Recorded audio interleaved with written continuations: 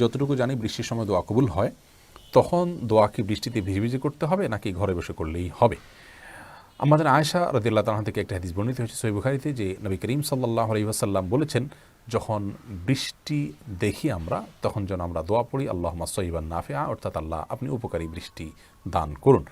এবং দোয়া কবুলের যে সময়গুলোর কথা নবী সাল্লাল্লাহু আলাইহি ওয়াসাল্লাম বলেছেন তার মধ্যে থেকে বৃষ্টি যখন পড়ে ওই সময়টা একটি যে সময় দোয়া কবুল হয়।